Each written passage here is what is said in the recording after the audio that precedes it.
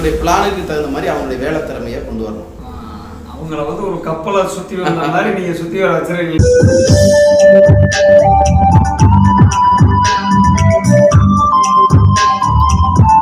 வணக்கம் friends, welcome to JC builders. விருதுநகர்லேருந்து சத்யநேசன். விருதுநகர்லேருந்து சாமுவேல். எல்லாருக்கும் வணக்கம்.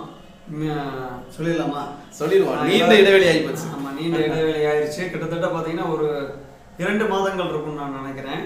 எல்லோருக்கும் மே தின நல்வாழ்த்துக்கள். இந்த உழைப்பாளர் தினத்தில் வந்து நான் வந்து ஆக சிறந்த ஒரு உழைப்பாளரை சந்திக்கணும், ஜேஜி பில்டர்ஸ் வந்து சந்திக்கணும். இல்லை நிறைய பேர் இருக்காங்க. எனக்கு தெரிஞ்சு நீங்கள் வந்து ஒரு சிறந்த உழைப்பாளர். கண்ணாடி தான் ஒன்று வாங்கி கொடுக்க வேண்டியது. அப்போ கண்ணாடி பார்த்தாலும் அப்படித்தான் தெரியுவீங்க.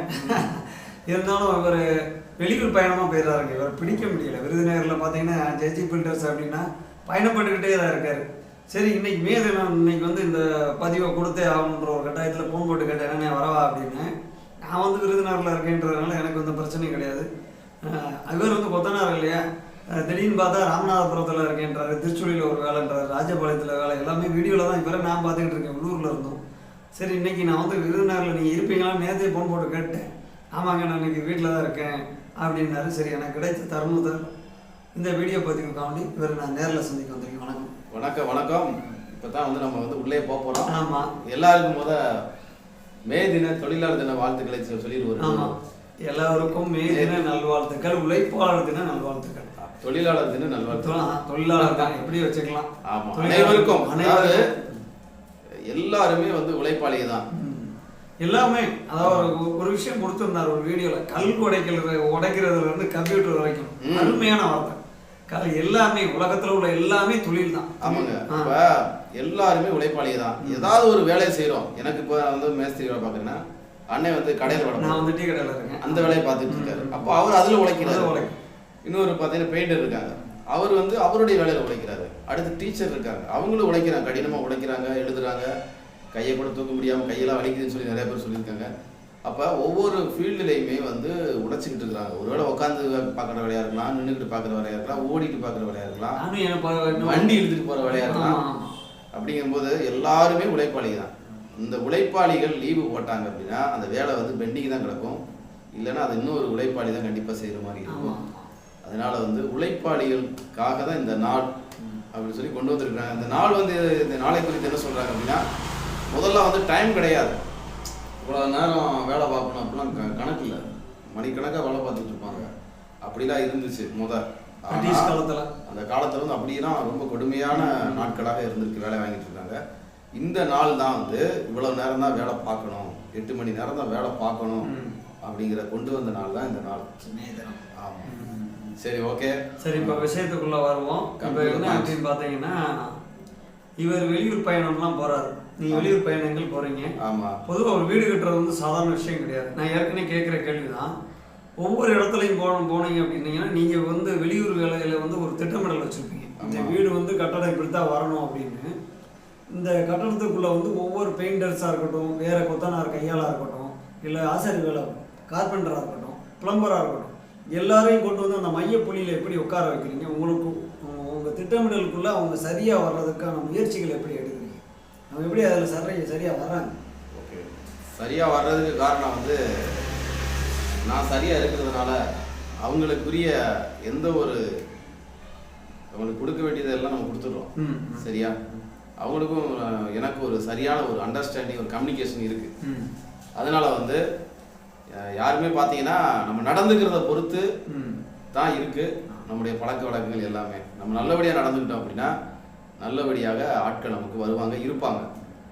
நம்ம ஏமாற்றி வேலை பண்ணிட்டு வாங்குகிற சம்பளத்தை அவங்களுக்கு கொடுக்காம அப்படி சம்பளத்துக்கு இழுத்து கடத்திக்கிட்டு அப்படி இருந்தால் யாரும் வரமாட்டாங்க, நிற்கவும் மாட்டாங்க. நமக்கிட்ட வந்து வேலை பார்க்கறதுக்கு ஆசைப்படுவாங்க நிறையா பேர். அந்தளவுக்கு தான் நம்ம வந்து அவங்களுக்கு வெளியூருக்கு கூப்பிட்டு போனாலும் சாப்பாட்டுக்கு எந்த குறையும் வைக்க மாட்டோம். சரி, சரியா? எதுவுமே டீயாக இருக்கட்டும் அவங்களுக்கு கிறங்கவே விட மாட்டாங்க. ஜூஸ் போட்டு கொடுக்குறாரு, அதையும் வீடியோவில் போட்டுருக்காரு, கறிக்குழம்பு கிண்டுறேன், கறிக்குழம்புலாம் கட்டி கொடுக்குறாரு. அவளுக்கு எந்த குறையும் நம்ம வைக்கிறது கிடையாது. ஏன்னா வெளியூருக்கு வர்றாங்க, அவளுக்கு சாப்பாடு முக்கியமானது. சாப்பாடு தங்குற இடம் இருந்துச்சுன்னா எங்கேனாலும் வருவாங்க. அதனால் இது ஒரு விஷயம். அவளுக்கு எந்த குறையும் நம்மகிட்ட இருந்து கிடையாது. எல்லாமே அவளுக்கு நிறைவாக அவங்கள வந்து டயத்துக்கு என்ன கொடுக்கணும், சோர்வு இல்லாமல் அவங்களுக்கு கொண்டு போய்கிட்டே இருக்கும். அதனால நம்மகிட்ட வேலை பார்க்குறதுக்கு மேஸ்திரியாக இருக்கட்டும், பெயிண்டராக இருக்கட்டும், டைல்ஸ் ஓட்டுறவங்களா இருக்கட்டும், எலக்ட்ரிஷியனாக இருக்கட்டும், யாருமே வந்து எதுவுமே இது வரைக்கும் நான் வரமாட்டேன் முடியாது அப்படின்னு சொன்னதே கிடையாது. எந்த ஊராக இருந்தாலும் சரி. இப்போ பார்த்தீங்கன்னா நம்ம வீடியோவில் பார்த்துருப்பீங்க, தஞ்சாவூரில் வேலை பார்க்குறோம், இருந்தாரு. ஆனா வருத்தப்படுறாரு. அந்த உழைப்புக்கான ஒரு வருத்தம் தெரியுது. கொத்தனார் நீ ஏன் இன்னும் வேலையை நடக்கல அப்படின்றத ஒரு அரட்டியை கேட்டிருப்பாரு. அவரு கொத்தனார் சொல்றாரு ஆமா பார்ப்போம் அப்படின்னாரு. அதை கூட அந்த ஒரு மெனக்கெடல் இருந்துச்சு அந்த இடத்துல. அதுலேயே வந்து என்னன்னு பார்த்தீங்கன்னா அது வந்து அவங்கள வந்து ஒரு ஜாலிக்காக கேட்டினார். அது என்ன இப்போ சும்மா அப்படியே கேட்கறது ஜாலியா இன்னைக்கு ஒரு வேலையும் நடக்கலை அப்படின்னு, இன்னைக்கு காலையிலேருந்து ஒரு வேலையும் ஆகலை அப்படின்னு அவர் வந்து கேட்டு கேட்டு அவருக்கு பழக்கமானதுனால அவர் சொல்லுவார் ஆமாம் ஒரு வேளை கூட ஆகலான்னு சொல்லுவார். அதாவது காலையிலேருந்து ஒரு வேளை கூட ஆகலை அப்படின்னு அவர் சொல்லுவார். ஆமாம் ஒரு வேளை கூட ஆகலை, நடக்க வேண்டிய வேலை நடந்துருச்சுன்னு. இது சும்மா ஒரு புத்துணர்ச்சிக்காக பொழுதுபோக்கு வார்த்தைகள் அப்படின்னு. ஆமா, அதை வச்சுதான் நம்ம வேற வழி இல்லை. அந்த நாட்களை கொண்டு போனோம் அப்படின்னா எல்லாத்தையும் அவ்வளவுதான். அதாவது நடந்த விஷயங்களை, அதாவது அவங்களுக்கு போர் அடிக்க கூடாது. நம்ம வேலை பார்க்குறவங்க அட்டி எந்த நேரம் டார்ச்சர் பண்ணிக்கிட்டே அது ஒண்ணுப்பாங்களா வேலை. ஐயோ எனக்கு அதெல்லாம் நான் நிறைய கேட்டிருக்கேன். டார்ச்சர் பண்ணிக்கிட்டே இருந்தோம்னா அவனோட வேலை நிக்க மாட்டாங்க. அவங்களுக்கு ஜாலியா என்னங்க இன்னைக்கு ஒரு வேலையை நடக்கலங்க, இவ்வளவுதானா அப்படி இப்படி பேசிக்கிட்டு இருப்போம். நிறைய வீடியோ ஷார்ட்ஸும் போட்டுக்கிட்டே இருப்போம். கண்டென்ட் கிடைச்சிக்கிட்டே இருக்கும் உங்களுக்கு. அவங்க ஒன்று சொல்லுவாங்க, நம்மகிட்ட ஒன்று சொல்லுவோம். அங்கங்க நடந்ததை பத்தி பேசிக்கிட்டு இருப்போம். அங்க தஞ்சாவூர்ல நடந்தது பேசுவோம், அடுத்து நம்ம ராஜபாளையத்தில் நடந்தது பேசுவோம். அப்படியே ஒவ்வொரு ஊர்ல நடக்கிற விஷயங்களை போல அப்படியே பேசிக்கிட்டு இருப்போம். அதனால எங்களுக்கு வந்து நல்ல ஒரு எல்லாருக்குள்ளேயும் ஒரு ஒற்றுமையா ஒரு வேறுபாடு இல்லாம நடந்துட்டு இருக்கு. அதனாலதான் நம்மகிட்ட ஆட்கள் வந்து எங்கனாலும் கூப்பிட்டா வர்றாங்க, இல்லைன்னா வரமாட்டாங்க. நம்ம நடந்துக்கிறத பொறுத்தாங்க. அவர்கிட்ட போனா சம்பளம் கரெக்டா வந்துடும், உழைப்புக்கேற்ற ஊதியம் உண்டு, ஊதியம் கிடைச்சிடும். நல்லபடியா வேற எதுவும் எந்த ஒரு பாதிப்பும் இல்லாமல் நம்ம பார்த்துக்குருவாரு. நம்மளை வந்து நஷ்டப்பட விட மாட்டாரு. மெயினாக அதுதான், நஷ்டப்பட விட மாட்டாரு. நமக்கு கிடைக்க வேண்டியது கிடைச்சிடும் அப்படின்னு சந்தோஷமா வருவாங்க. ஆமாம், அதனால தான் வந்து நான் என்ன ஒரு பிளான் வச்சிருக்கேன் அப்படின்னா, ஒவ்வொரு பில்டிங்கை குறித்து ஒரு பிளான். இப்போ யார் ஸ்டெப் பை ஸ்டெப்பாக தான் வேலை நடக்கும். ஃபர்ஸ்ட் இப்போ கொத்தனார் வேலை நடக்குது, முடிஞ்சதுன்னு அடுத்து யார் எலக்ட்ரிஷியன் விடணும், அடுத்து அப்படியே கதவு மாட்டணும், அதுக்குரிய ஆட்கள், அப்படி ஒவ்வொரு வேலைக்கும் அதுக்கு தகுந்த மாதிரி ஆட்களை கொண்டு போய் கரெக்டாக முதல்ல சொல்லி வச்சுருக்கேன். அடுத்து இந்த வேலை பார்க்கணும், அந்த வேலை பார்க்கணும். அதாவது புது ஆளுக யாருமே கிடையாதுங்க. புது ஆளுக ஒரு சில நேரங்கள்லாம் மாறி வருவாங்க. மேஸ்திரியோட ஒரு குறிப்பிட்ட நாள் வருவாங்க, அடுத்து வேற ஆள் மாறுவாங்க. எப்படியோ இது வரைக்கும் நடந்து போய்கிட்டே இருக்கு. ஆட்கள் புதுசாக இருந்தாலும் பழைய ஆளுக தான். அதாவது ஒரு 10 வருஷத்துக்கு முன்னாடி வந்தவங்க தான் வருவாங்க. நான் கூட கடைக்கு டீ குடிக்க வந்தாருன்னு கேட்டேன். என்னென்ன நீங்கள் அவங்க டைட் சூட்டை போயிருந்தீங்க, ஏதோ அறுக்கிறதுக்கு ஜாமான் மிஷின் கொண்டு வந்திருந்தீங்கன்னு.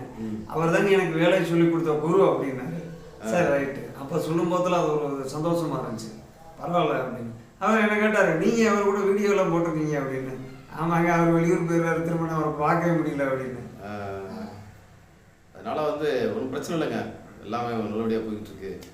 என்னன்னா என்னுடைய பிளானுக்கு தகுந்த மாதிரி அவங்கள ஃபுல்லாகவே வந்து நம்மகிட்ட வந்து பிளான் இருக்குங்க, அவங்ககிட்ட வந்து வேலை இருக்குங்க.